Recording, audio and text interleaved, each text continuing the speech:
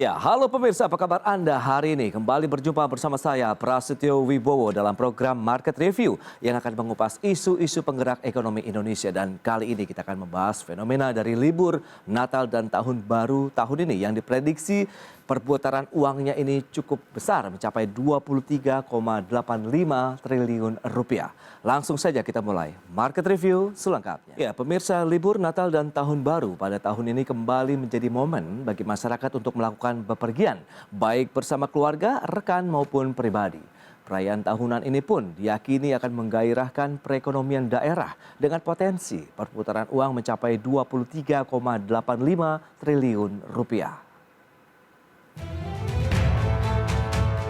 Data Kementerian Perhubungan menyebutkan potensi pergerakan masyarakat selama libur Natal dan Tahun Baru di tahun ini sekitar 16,35% dari jumlah penduduk Indonesia atau sekitar 44,7 juta orang. Bahkan jumlah tersebut lebih besar dibandingkan tahun 2021 yang tercatat 19,9 juta orang. Wakil Ketua Umum Kadin Indonesia Bidang Pengembangan Otonomi Daerah Sarman Simanjorang memprediksi jumlah perputaran uang yang terjadi selama libur Natal dan Tahun Baru bisa mencapai 23,85 triliun rupiah. Hal ini berdasarkan asumsi jumlah penduduk yang mudik sekitar 44,7 juta orang atau setara dengan 11,92 juta keluarga dan setiap keluarga membawa uang rata-rata 2 juta rupiah.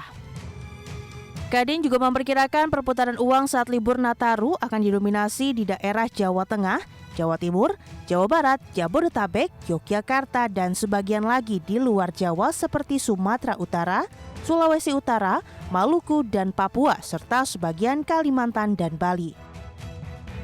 Sementara itu, PT Jasa Marga Persero Tbk mencatat sebanyak 1.156.990 kendaraan meninggalkan wilayah Jabotabek pada H-7 hingga H-1 Hari Raya Natal 2022 yang jatuh pada periode 18 sampai dengan 24 Desember 2022. Jumlah tersebut kumulatif dari 4 gerbang tol utama yaitu Cikupa arah Merak, Ciawi arah Puncak, Cikampek Utama arah Trans Jawa, dan Kalihurip Utama arah Bandung. Dari Jakarta, Tim Liputan, IDX Channel. Ya, pemirsa, untuk membahas tema menarik kita hari ini, perputaran uang libur Nataru bisa mencapai 23,85 triliun rupiah. Kita sudah tersambung melalui Zoom bersama dengan Bapak Sarman Simanjorang. Beliau adalah Wakil Ketua Umum Kadin Indonesia, Bidang Pengembangan Otonomi Daerah. Ya, halo, selamat pagi, Pak Sarman. Selamat pagi Mas Pras. Salam sehat Pak. Semangat selalu. Yes. Salam dari Kabupaten Kebumen. Wow, luar biasa ini, sambil juga mengontrol bagaimana arus mudik begitu ya di libur Nataru tahun ini. Kita ya, akan sekaligus melihat dalam perjalanan, kemudian merayakan Natal juga sekaligus liburan. Baik, Pak Sarman, kita akan review bagaimana aktivitas perekonomian ini menurut Kadin hingga saat ini. Apalagi kita tahu libur Nataru ini momen tahunan yang banyak dimanfaatkan oleh banyak orang ataupun masyarakat di Indonesia. Ya, kita lihat bahwa memang libur Nataru tahun ini kita harapkan akan sangat-sangat mampu mendongkrak daripada pertumbuhan ekonomi kita. Dan kita lihat antusiasnya sangat tinggi dan akan memberikan geliat ekonomi yang produktif yang kita harapkan akan mampu memberikan kontribusi nantinya terhadap pertumbuhan ekonomi nasional. Nah, kalau kita lihat memang pertama adalah kenapa jumlah daripada libur Nataru tahun ini cukup meningkat? Yang pertama memang pemerintah sudah memberikan satu kelonggaran, ya. Jadi tidak ada lagi yang namanya pengetatan-pengetatan seperti tahun-tahun yang lalu. Yang kedua kita lihat juga bahwa ekonomi keluarga juga sudah semakin membaik. Nah, sehingga mereka memungkinkan ya setelah 2 tahun tidak bisa bertemu dengan keluarga, merayakan Natal ataupun berlibur akhir tahun. Nah, sehingga kita lihat tahun ini antusiasnya sangat tinggi. Karena kebetulan Mas Pras, saya hari Jumat yang lalu sudah mulai dalam melakukan perjalanan ke daerah Jawa Tengah. Ya, saya melihat sendiri jalan-jalan juga sudah mulai macet dan ramai, dan puncaknya memang pada tanggal hari Sabtu kemarin itu. Ya. Tapi kalau saya lihat dalam perjalanan bahwa warung-warung, kafe-kafe, kemudian juga kuliner itu sudah sangat-sangat ramai dikunjungi oleh para pemudik yang tahun ini sudah melakukan perjalanan, Mas. Baik, tapi kalau kita lihat dengan momen Nataru tahun ini apakah sama begitu? Ini adalah momen tahunan seperti Hari Raya Idul Fitri yang bisa menjadi booster bagi aktivitas dan geliat ekonomi nasional. Betul, akan sangat-sangat memberikan kontribusi yang positif, seperti booster lah ya, karena memang kita lihat bahwa di Indonesia ini hari-hari besar keagamaan itu sangat-sangat memberikan kontribusi terhadap pertumbuhan ekonomi kita dari sisi konsumsi rumah tangga dalam hal ini. Nah, memang setelah Idul Fitri tentu memang libur Nataru ini itu sangat-sangat positif dalam hal ini, sehingga kita sangat berharap bahwa perputaran ekonomi selama libur Nataru ini akan mampu memberikan kontribusi terhadap pertumbuhan ekonomi kita di kuartal 4 nanti, yang dimana pemerintah kita sudah memberikan target sekitar 5,1 sampai 5,2% dalam hal ini. Dan kita sangat yakin bahwa kontribusi itu akan bisa dicapai dari libur Nataru ini, karena kita lihat dari jumlah yang melakukan libur Nataru sesuai dengan data daripada Kementerian Perhubungan itu kan mencapai sekitar 44,7 juta orang dalam hal ini, atau sekitar 16,35% dari jumlah penduduk Indonesia. Itu jauh lebih tinggi dibandingkan dengan tahun 2021 yang lalu yang hanya sekitar 19,9 juta. Jadi bisa dibayangkan dengan jumlah sebesar itu akan mampu menggerakkan berbagai sektor-sektor UKM kita yang ada di daerah. Baik, sejauh mana momen ataupun fenomena dari libur Nataru tahun ini juga bisa mengangkat aktivitas dan perekonomian di daerah begitu, Pak Sarman? Ya, jadi kalau kita lihat bahwa ketika sebanyak 44,7 juta ini ya melakukan perjalanan libur Natal tahun baru, ya ketika mereka sudah keluar rumah, tentu yang belanja pertama adalah itu udah pasti yang namanya transportasi, ya transportasi umum ya bagi yang mempergunakan transportasi umum, kemudian belanja BBM dalam hal ini bagi yang memakai kendaraan pribadi dalam hal ini. Tentu selama dalam perjalanan mereka akan makan di restoran atau mungkin di katakanlah di warung-warung misalnya. Kemudian setelah sampai di daerah wisata, mereka akan bertransaksi di daerah-daerah tujuan destinasi wisata. Di sana banyak UKM, di sana banyak juga yang menjual souvenir-souvenir, makanan-makanan khas daerah, hotel, restoran, kafe yang melakukan perjalanan libur Nataru ya. Apakah itu mereka berlibur atau mungkin mereka juga merayakan Natal bersama keluarga ya. Itu jumlahnya diperkirakan sekitar 44,7 juta orang. Oke. Katakanlah dari jumlah itu rata-rata satu keluarga 4 orang, maka angkanya akan kita temukan sekitar 11.925.000 keluarga. Ya, jadi 11.925 keluarga yang akan melakukan perjalanan.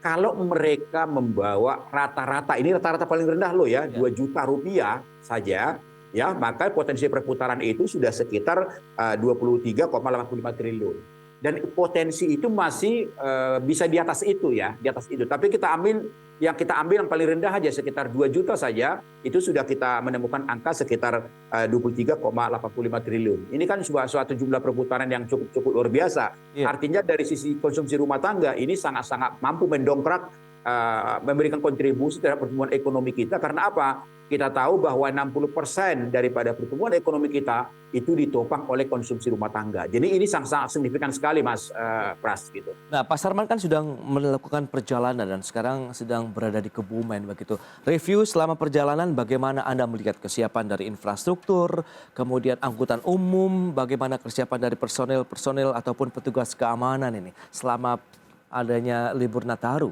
di perjalanan, Pak Sarman? Ya Mas Pras, ya ini kebetulan saya kan melakukan perjalanan darat ya. Dalam perjalanan darat dalam hal ini ya kita berterima kasih kepada Kementerian Perhubungan, kemudian juga Kementerian BUMN, kemudian juga Polri dalam hal ini ya, karena kolaborasi yang mereka lakukan ini sangat-sangat memberikan ketenangan bagi warga ya. Karena saya lihat dari sisi infrastruktur, juga petugas di lapangan sampai saat ini saya lihat sudah sangat-sangat baik sekali. Apalagi juga ada dibuka tol-tol yang baru dalam hal ini. Sehingga kita lihat kecenderungan daripada macetnya juga sangat-sangat terurai dalam hal ini. saya dalam perjalanan ke daerah Kebumen, Jawa Tengah, ke Banyumas juga boleh dikatakan ada juga macet, tapi sangat-sangat terurai dalam hal ini. Sehingga kita memberikan apresiasi kepada Kementerian Perhubungan, BUMN, dan juga kepolisian. Kita harapkan juga kolaborasi ini ya akan dapat semakin ditingkatkan karena tidak lama lagi kan kita sekitar bulan April kita juga sudah akan melakukan lagi yang namanya libur Idul Fitri, mudik Idul Fitri, itu lebih besar lagi dalam hal ini. Nah tentu kita harapkan kesiapan-kesiapan ini juga akan dipersiapkan jauh-jauh hari, ya, sehingga kita harapkan juga nantinya masyarakat kita ya yang melakukan perjalanan Nataru ini baik untuk berangkat maupun kembali nanti ke rumah masing-masing juga pada keadaan yang happy lah dalam hal ini dan meninggalkan suatu transaksi ekonomi yang dapat mendukung pergerakan ekonomi di daerah, Mas. Baik, lantas daerah-daerah mana saja yang berpotensi mengalami lonjakan begitu ya daripada aktivitas perjalanan masyarakat ini kita bahas nanti di segmen berikutnya ya Pak Sarman. Kita akan jeda dulu sebentar dan pemirsa tetaplah bersama kami. Ya, terima kasih Anda masih bergabung bersama kami dalam Market Review dan berikut ini kami sampaikan infografik untuk Anda terkait dengan potensi dari perputaran uang selama libur Nataru di tahun 2022 ini. Ya, seperti yang bisa Anda saksikan tadi Pak Sarman sudah mengungkapkan data dari Kementerian Perhubungan memang sudah disampaikan begitu. Memang datanya sekitar 44,7 juta orang ini setara dengan 11.925.000 keluarga yang melakukan bepergian ya. Ini tadi sudah diambil rata-rata. Uang yang disiapkan ini juga yang paling moderat lah 2 juta rupiah begitu sehingga jumlah uang yang berputar selama libur Nataru ini sudah mencapai 23,85 triliun rupiah. Tapi kalau kita bandingkan mungkin dengan angka ataupun besaran yang lebih tinggi lagi tentu melebihi bisa di atas 50 triliun rupiah. Baik, kemudian kita lihat daerah dominasi dari perputaran uang ini di mana saja. Ya, pasti memang dominasi masih di wilayah Pulau Jawa, ada Jawa Tengah, kemudian Jawa Timur, Jawa Barat, Jabodetabek pun juga ada, Yogyakarta, kemudian sampai dengan wilayah Sumatera Utara, kemudian juga sebagian Kalimantan, Sulawesi Utara, Bali, Maluku, dan juga Papua. Itu dia arah dari pergerakan uang ya di libur Nataru tahun ini. Dan selanjutnya, ini data dari Jasa Marga Persero begitu. Memang dari pergerakan hingga H-1 sudah ada 1.156.990 kendaraan ini yang keluar dari wilayah Jabodetabek menggunakan jalan tol. Ini dibandingkan dengan tahun 2021 ada peningkatan sekitar 5,29% dari 1.098.840 kendaraan di tahun 2021 pada libur Nataru lalu. Baik, kita akan lanjutkan kembali perbincangan bersama dengan Bapak Sarman Simanjorang. Ya Pak Sarman, ini menarik kalau kita cermati dengan potensi perputaran uang, kemudian daerah dominasinya. Nah ini bicara mengenai dominasinya Pak, apakah memang masih di wilayah Pulau Jawa saja? Ya, kalau kita lihat memang sama ya, seperti misalnya kalau libur mudik Idul Fitri, memang dominasinya tetap di Pulau Jawa ya. Jadi misalnya seperti Jawa Timur, Jawa Barat, Jawa Tengah, Jogja. Ya. Kemudian ada juga ya yang dari daerah-daerah seperti dari Jawa Timur, dari Jawa Barat, Jawa Tengah, ada juga yang ke Jabodetabek gitu loh. Ada juga yang ke Jakarta ingin jalan-jalan juga. Okay. Tapi memang kita lihat juga daerah-daerah yang memang merayakan Natal, ya banyak juga yang kembali ke daerahnya, ya seperti mungkin Sumatera Utara dan juga Maluku, kemudian juga Papua, sebagian juga di Kalimantan. Tapi memang kalau Bali karena memang murni tujuan destinasi wisata, ya banyak juga yang berlibur di sana. Sehingga memang kita lihat ya lumayan pemerataannya dalam hal ini. Jadi di samping memang yang saya katakan tadi ya, di samping mereka membelanjakan, ya kadang-kadang juga yang namanya kalau mereka merayakan Natal keluarga, biasanya juga mereka pulang ke rumahnya misalnya ke Jakarta misalnya, biasanya juga mereka meninggalkan oleh-oleh atau uang lah untuk keluarga mereka di kampung dalam hal ini. Jadi memang sangat-sangat bisalah menggairahkan ekonomi di daerah, apalagi tujuan-tujuan wisata dalam hal ini dalam libur Nataru ini, Mas Pras. Itu dia. Menarik kalau kita cermati libur panjang ini memang selain dimanfaatkan silaturahmi selama perayaan hari Natal ini, tapi juga banyak yang menyambut mengimbangi ini destinasi wisata di daerahnya masing-masing pada saat mereka pulang ke kampung halaman. Ini bagaimana Anda melihat? Apakah potensinya sangat besar bagi sektor pariwisata juga, Pak Sarman? Ya, jadi yang saya katakan tadi ya, jadi misalnya ada memang masyarakat kita yang murni mereka melakukan libur Nataru. Yes. Ya, ada yang memang mereka bernatal dengan keluarga, tapi setelah merayakan Natal biasanya mereka juga melakukan perjalanan ke destinasi-destinasi wisata. Oke. Nah, di sini akan menggeliat sekali yang namanya sektor pariwisata kita. Ya, yang namanya hotel-hotel misalnya, restoran, kafe, kuliner, kemudian juga oleh-oleh khas daerah, makan-makan khas daerah, kemudian juga souvenir-souvenir, ya, misalnya batik, misalnya dan kain-kain khas yang lain. Ini menjadi apa namanya oleh-oleh yang akan dibawa oleh pemudik kembali lagi mungkin ke daerah masing-masing dalam hal ini. Sehingga memang kita harapkan bahwa libur Nataru ini juga akan mampu meningkatkan omset dan juga pendapatan daripada UKM-UKM kita di daerah. Dan kita lihat memang bahwa ketika pemerintah sudah mulai mengumumkan jumlah daripada pengunjung orang-orang yang akan melakukan mudik misalnya Nataru ini, kita lihat juga UKM-UKM di daerah juga udah mempersiapkan diri sebenarnya, karena kami lihat juga di perjalanan juga mereka juga udah siap lah ya menata untuk melayani tamu-tamu yang akan mampir di warung mereka misalnya, di restoran mereka misalnya, dan kita lihat kecenderungan ini nanti akan juga semakin meningkat sampai nanti mendekati akhir tahun dalam hal ini. Ya, menarik juga bagaimana kalau misalnya tadi infrastruktur, kemudian pihak berwenang selama perjalanan. Nah, ini dari pemerintah daerah begitu yang selama Anda lihat juga di perjalanan maupun tempat Anda bersinggah hari ini begitu di Kebumen, bagaimana dengan kesiapan pemerintah daerahnya dalam menyambut para pendatang begitu yang sebelumnya juga mungkin mereka orang asli kemudian merantau kembali lagi ke Kebumen dan daerah sekitarnya, ini bagaimana Anda melihat dari pemerintah daerahnya sendiri?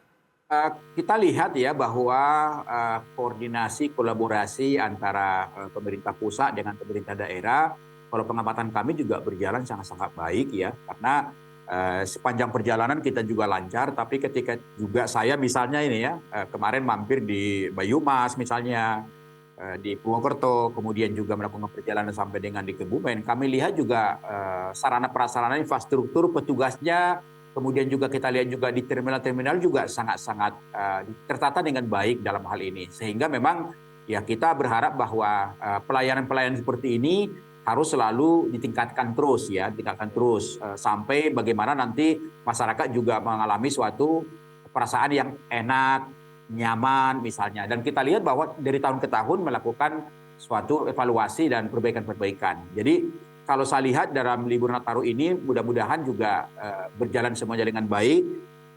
Karena saya juga melakukan perjalanan sampai saat ini saya lihat juga cukup baik. Dan mudah-mudahan juga nanti kembali lagi ke Jakarta juga nanti juga berjalan dengan baik, Mas Pras. Nah, untuk pengembangan wilayah dalam artian bidang keekonomiannya begitu, UMKM, para pelaku usaha begitu, ini juga kan banyak sekali yang menjadi binaan dari Kadin Indonesia. Anda melihat bagaimana mereka memanfaatkan momentum ini? Apakah benar-benar bisa berjalan optimal atau masih ada mungkin bottleneck yang harus dipecahkan atau dituntaskan ini, Pak Sarman? Ya, jadi kalau kita lihat ya Mas Pras ya, jadi ketika memang kita terkena pandemi COVID-19, UKM-UKM ini juga salah satu sektor usaha yang sangat-sangat merasakan dampak daripada pandemi COVID-19 ini. Banyak yang harus katakanlah tutup ya, bahkan kita lihat tahun yang lalu saya sempat melakukan perjalanan juga Mas di libur Natal tahun yang lalu. Praktis sepanjang perjalanan banyak sekali yang namanya warung-warung, rumah-rumah makan itu tutup praktis. Tapi kemarin dalam perjalanan saya ke sini sudah mulai buka gitu. Ya, dan katakanlah tempat-tempat oleh-oleh, pusat-pusat souvenir juga sudah mulai bergairah dalam hal ini. Ya, sehingga memang kita harapkan bahwa momentum-momentum seperti ini dan juga mungkin adanya katakanlah libur-libur bersama tahun-tahun depan misalnya, kemudian juga sampai mungkin juga libur Idul Fitri tahun depan misalnya, ini sangat kita harapkan menjadi momentum bagaimana supaya UKM kita ini cepat pulih karena saya juga bisa merasakan bahwa sampai saat ini keuangan pengusaha-pengusaha kemudian juga UKM juga belum pulih sama sekali dalam hal ini karena hampir 2 tahun kita harus terpuruk dalam hal ini. Nah, ini momentum yang sangat luar biasa. Nah, mudah-mudahan pemerintah kita juga tetap memberikan perhatian penuh kepada UKM-UKM kita ya, dari sisi permodalan misalnya, dari sisi pembinaan dan pemberdayaan ya, sehingga kita harapkan dalam nuansa libur Nataru seperti ini UKM-UKM kita sudah siap dan mereka bisa memanfaatkan dengan baik dari sisi omset mereka, penjualan mereka, dan kita harapkan UKM-UKM kita akan menjadi satu kekuatan ekonomi secara nasional maupun di daerah, Mas. Gitu. Baik, banyak pihak masih mengkhawatirkan, oke lah tahun ini masih sesuai dengan harapan begitu. Tahun depan ini juga dengan ancaman resesi ekonomi global yang juga masih menghantui. Seperti apa strategi yang diterapkan oleh teman-teman dari Kadin Indonesia, bagaimana menciptakan dunia usaha juga lebih struggle. Kita akan bahas di segmen berikutnya, kita akan jeda terlebih dahulu sebentar Pak Sarman. Dan pemirsa, kami masih akan segera kembali sesaat lagi. Ya, semakin menarik perbincangan kita bersama dengan Bapak Sarman Simanjorang, Wakil Ketua Umum Kadin Indonesia bidang pengembangan otonomi daerah. Baik, Pak Sarman, kita akan lanjutkan kembali. Ini bicara mengenai tahun 2023 begitu ya. Memang banyak pihak, bahkan Presiden Joko Widodo juga sudah mengingatkan berulang kali bahwa memang ancaman resesi ekonomi global ini masih tetap ada meskipun Indonesia dinilai ini akan menjadi cahaya penerang lah bagi ekonomi global. Bagaimana Kadin melihat dengan memanfaatkan momentum libur Nataru ini menjadi benchmark, menjadi pijakan yang kuat Indonesia dalam menghadapi tahun depan? Ya, jadi kalau kita lihat dari sisi kontribusi, Mas, kita sangat berharap memang bahwa pergerakan ekonomi selama libur Nataru ini akan mampu mendongkrak daripada pertumbuhan ekonomi kita di kuartal 4 yang diprediksi oleh pemerintah itu adalah sekitar 5,1 sampai 5,2%. Nah, tentu kalau pertumbuhan ekonomi kita di kuartal 4 ini bisa mencapai angka tadi, tentu secara keseluruhan pertumbuhan ekonomi kita nasional itu bisa di atas 5%. Katakanlah di angka 5,1 sampai 5,3%. Tentu ini menjadi modal besar kita untuk memasuki tahun 2023. Nah, kita tahu bahwa tahun 2023 ini penuh ketidakpastian, ya Pak Presiden juga sudah menyampaikan hal itu, ya di mana kita lihat bahwa perang Ukraina Rusia ini juga sangat-sangat memberikan tekanan yang sangat tinggi terhadap pertumbuhan ekonomi global dalam hal ini, sehingga memang diperkirakan bahwa tahun 2023 ancaman krisis ekonomi global ini sesuatu yang tidak bisa dihindari dalam hal ini. Nah, tentu memang strategi kita ya, pertama bagaimana kita mampu memberdayakan daripada potensi ekonomi lokal kita.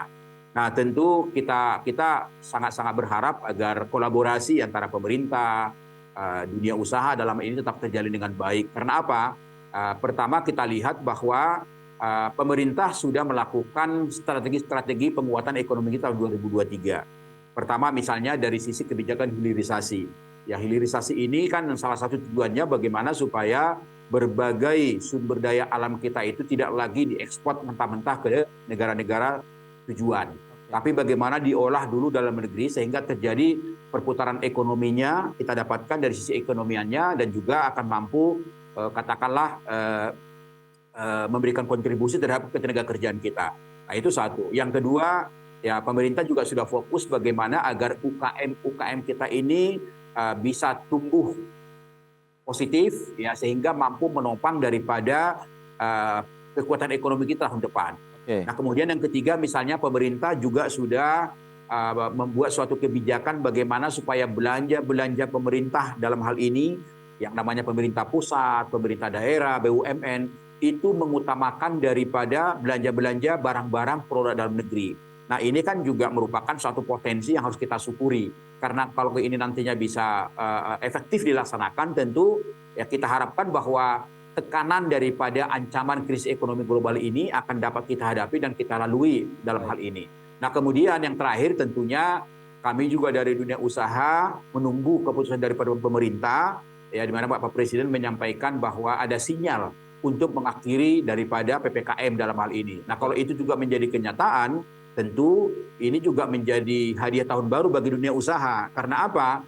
Kalau ini kita bisa merubah status dari pandemi ke endemi, berarti kan kita sudah normal. Artinya berbagai program-program daripada dunia usaha dalam hal ini akan bisa 100%. Karena kalau kita lihat rencana-rencana program tahun depan, dunia usaha kita, sektor jasa misalnya, perdagangan misalnya, itu mereka masih adanya menetapkan ukuran-ukuran daripada PPKM dalam hal ini. Tapi kalau nanti memang ini dihapuskan, dan tentu akan semakin menggeliat 100%, dan itu juga berpotensi untuk membuka lapangan pekerjaan baru bagi anak-anak bangsa. Jadi dalam hal ini kita sangat yakin dengan semangat kolaborasi dan semangat kekuatan ekonomi yang kita punya dalam lokal, kita harapkan kita akan mampu menghadapi ancaman krisis ekonomi global tahun 2023, Mas. Baik, Anda optimis berarti tahun 2022 libur Nataru ini juga akan menjadi salah satu keputusan yang diambil oleh pemerintah untuk segera mengakhiri, Pak, dari pemberlakuan PPKM di Indonesia. Ya, tentu memang kita lihat dengan antusias daripada masyarakat kita yang melakukan libur Nataru. Nah, tentu ini juga menjadi satu ukuran. Bahwa ekonomi keluarga kita juga sudah mulai pulih. Kemudian yang kedua juga bahwa pergerakan ekonomi di daerah juga akan semakin meningkat dalam hal ini. Tapi memang harapan kita, Mas, sekalipun nantinya misalnya pemerintah yang menetapkan status dari pandemi ke endemi, kita berharap bahwa budaya yang namanya prokes itu tetap kita lakukan. Yes. Ya.